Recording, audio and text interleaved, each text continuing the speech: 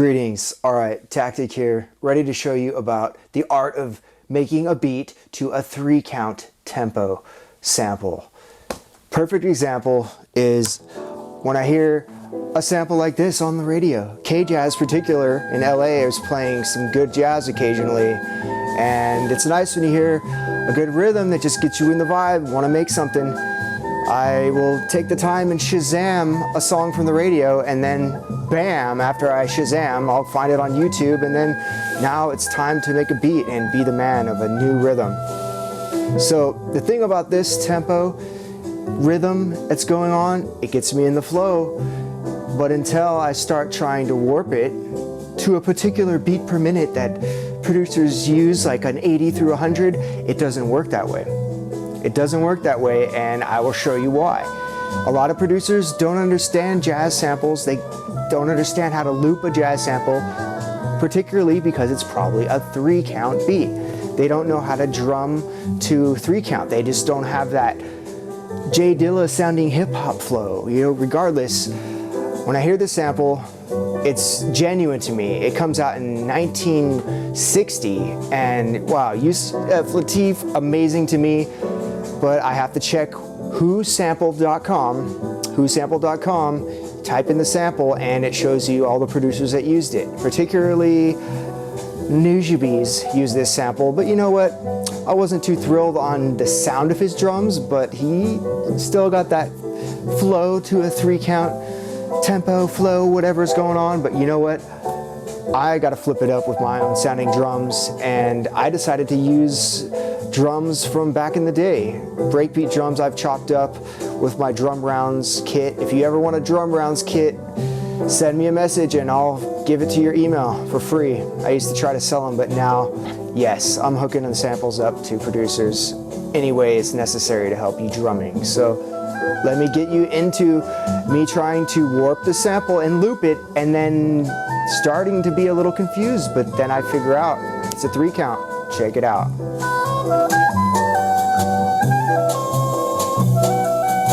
This is what I try to do when looping the sample.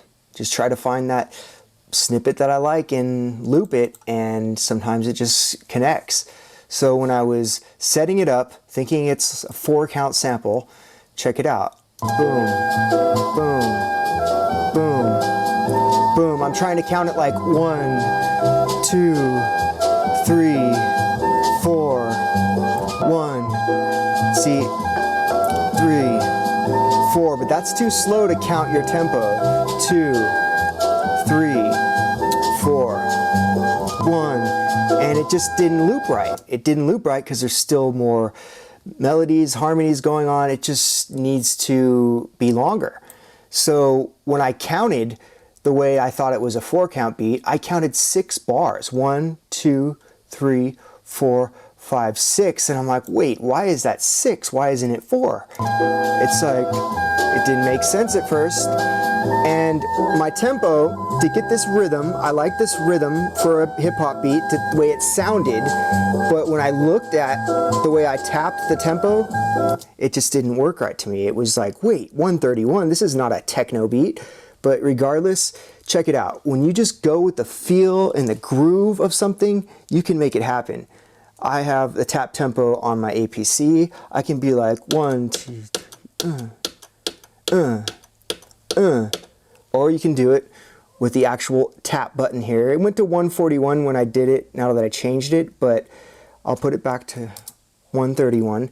So if it's a 131, if you really have to think about it as like how it's gonna sound like a hip hop tempo, you divide that in half and it would be 65.5 particularly, if it's a kind of a slow hip hop tempo, but you gotta go with a different flow when you're going slow to sound legit, and this is how I'm gonna do it. So once I saw 6 bars here, let me just for fun crop it so you can see 1 through 6. It's seemed kind of strange. It was 6, but then I realized I split it in half and go, well, 3 times 2, it must be a 3-count beat. So then I just counted 3 to the rhythm, and 1, 2, 3, 1, 2, 3, 1, 2, 3, 1, 2, 3.